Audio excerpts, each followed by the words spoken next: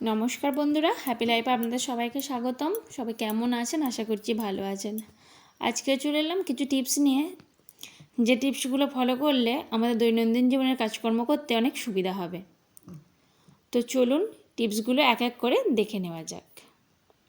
প্রথমেই আসি টিপস নম্বর 1-এ।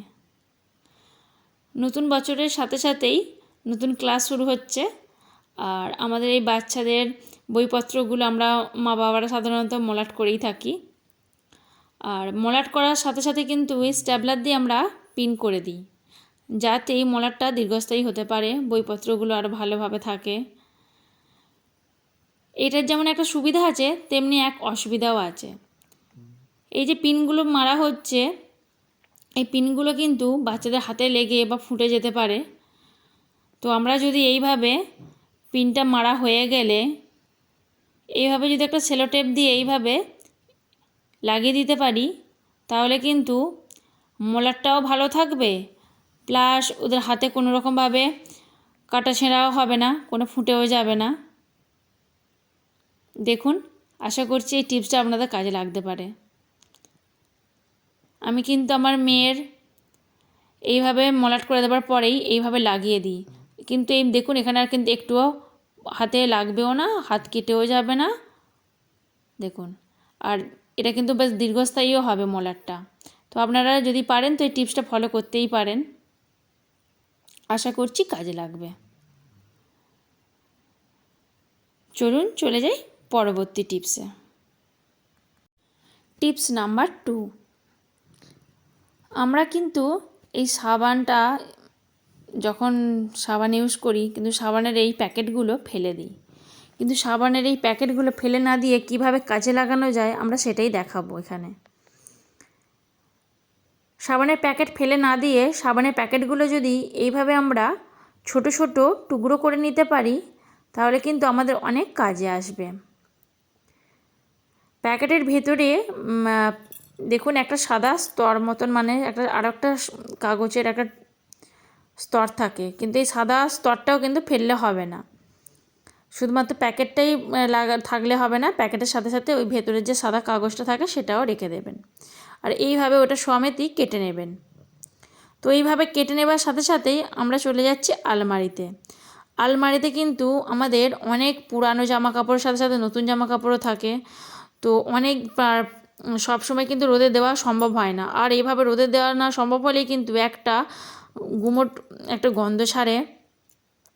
তো আমরা কি করি, সেই জায়গাতে ন্যাপথলিন আরে তো রাখি, তো পোকামাকড় আরে থাকবে না। আর আমরা চাই তার সাথে সাথে আরও বেশ একটু সুগন্ধ মতন থাকবে, তার জন্য আমরা কমফোর্ট ইউজ করি বা নানান ধরনের আরও সুগন্ধের ডিটারজেন্টও ইউজ করে থাকি। কিন্তু আমরা যদি এইভাবে সাবানের প্যাকেটগুলো কেটে রাখতে পারি, কিন্তু আলমারি খোলার সাথে সাথেই দেখবেন একটা খুব ভালো সুগন্ধ বেরোচ্ছে। এর জন্য কিন্তু কোনো রকম আলাদা পারফিউম বা কোনো রকম কমফোর্টার ইউজ করতে হবে না। আশা করছি টিপসটা আপনাদের কাজে লাগবে। তো চলুন চলে যাই পরবর্তী টিপসে। যখন আমরা বোতল নিয়ে কোনো ব্যাগে রাখি, একটু হালকা দেখুন, আমি এখানে চেপে আপনাদেরকে দেখাচ্ছি, তো একটু যদি চাপ পড়ে তো এইভাবে জল বেরিয়ে যায়। তো সেই জায়গায় আমাদের খুবই প্রবলেম হয়। আমরা যদি এই বোতলটা যখন ব্যাগে করে নিয়ে যাব, তখন এই রকম পলিথিন আমাদের সবার বাড়িতেই থাকে। আপনারা চেষ্টা করবেন পলিথিনটা একটু পাতলা মতো নেবার। তো পুরো পলিথিনটা লাগবে না, যে আমরা পলিথিনের ভেতরে করে যে জলটা নিয়ে যাই, আমি সেইভাবে আপনাদেরকে দেখাচ্ছি না। এইভাবে কেটে নিয়ে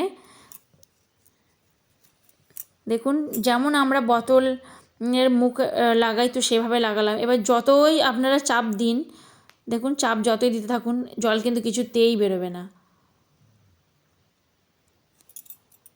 আর যে সমস্ত বোতলের মুখ অনেকটাই ঢিলে, তো খুব সহজেই সেখান থেকে কিন্তু জল বেরিয়ে যায়। তো এই টিপসটা কিন্তু ফলো করলে এতটুকুও জল পড়বে না। আশা করছি টিপসটা আপনাদের কাজে লাগবে। চলুন চলে যাই পরবর্তী টিপসে।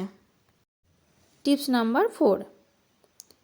যখন কোনো রকম আমরা ওষুধ ইউজ করি, তো তার আগে আমরা অবশ্যই গায়ে কি লেখা থাকে, মানে ডিরেকশানটা আর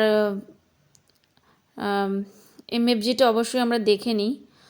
তো প্রবলেম হয় যখন আমরা চশমা ছাড়া দেখতে পাই না বা খুব জিনিসটা ছোট করে দেখা মানে লেখা থাকে।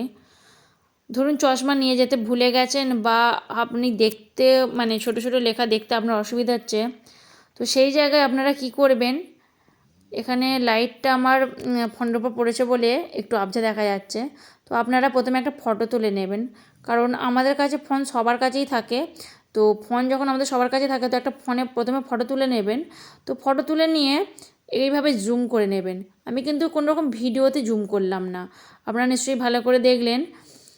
তো এই দেখুন, আমি এখানে আপনাদেরকে দেখিয়ে দিচ্ছি আর একবার।